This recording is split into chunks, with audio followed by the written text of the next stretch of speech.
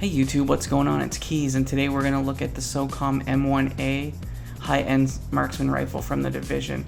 This is actually based off a real-world sniper rifle introduced in 2004 by Springfield Armory, and its introduction name was the M1A SOCOM 16 7.62 NATO. There are three variants of the M1A high-end in the division. There is the M1A Classic, the SOCOM M1A, and the First Wave M1A, and the rarity of it goes in kind of that order. You have the Classic, the SOCOM, and then the First Wave. So let's take a jump in and see the different perks that I have on this particular rifle that I have here. From a base statistic, the mag is very similar to the First Wave. It has a base of 10, but with my gun mod I have here, I have 20. It has 161% headshot damage. It also does 35.6 thousand damage and a rate of fire of 300. I have Capable, I have Toxic on mine, and I also have Dominant. These are not great perks, as you can tell. But I do like this weapon based on the different mods that I have. So I have a magazine which increases magazine size and reload speed. I also have large optics, which increases the headshot damage that's given by this gun. That's a really great perk to have on a sniper rifle. It also increases accuracy.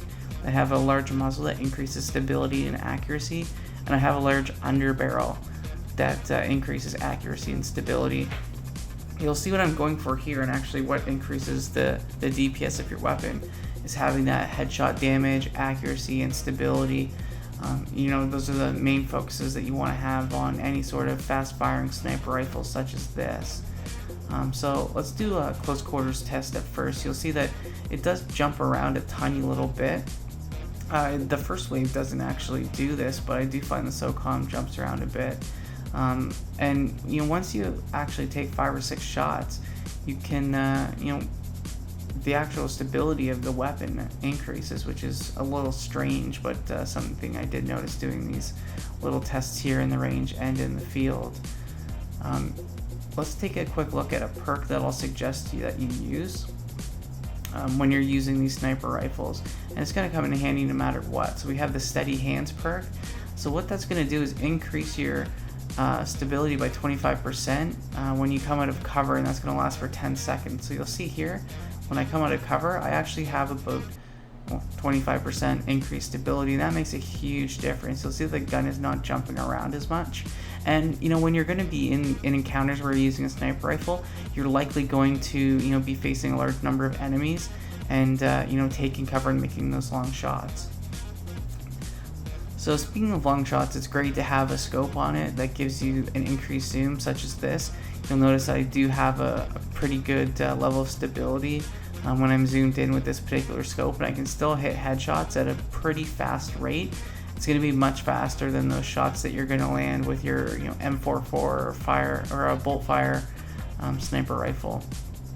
And even at a long range, when I'm looking at the longest range target, it does kick a bit, and you do notice it a bit more as the distance increases, but I can still control the recoil of this weapon, and it's a really great weapon all around.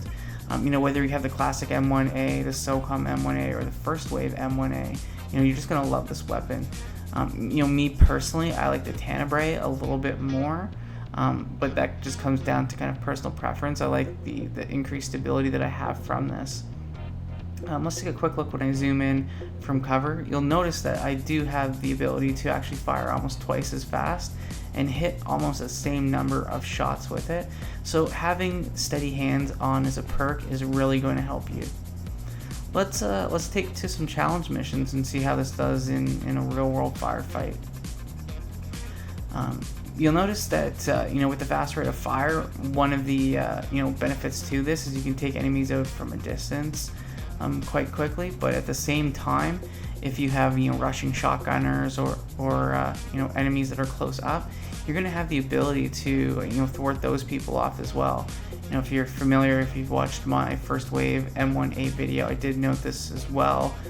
Also in the Tenebrae video, I noted this. So basically any sniper rifle with a fast fire rate will kind of afford you the ability to not only fight in a distance combat with a decent amount of stability, but also being able to have close range combat. So as enemies get close to you, or if you're getting rushed, you have the ability to still tap off a lot of quick shots that are very, very high damage. So instead of having to switch to your primary weapon and worrying about the delay that you're going to have from that, it's going to make it very easy for you to combat in both scenarios. You'll see here that even when I'm zooming in, or especially when I zoom in, I have the ability to really take advantage of that increased stability. You also notice that when enemy put out turrets, they do the weapon does do a fantastic job of taking those out very quickly.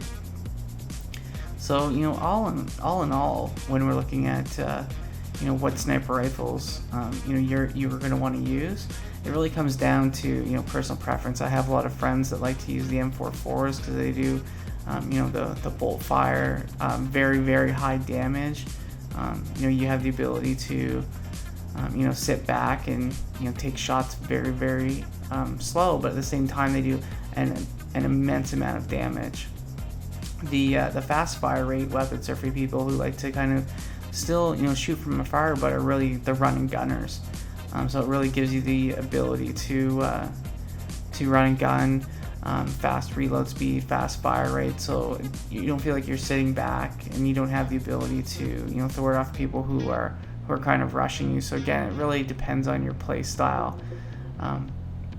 That really wraps up the review for myself. If you don't have one of these weapons, two best ways to get them are in the DZ, you can either run a farming route or get them from supply drops, and B, doing hard and challenge modes. You're going to complete hard modes a lot faster than challenge mode, so I'd recommend going that route.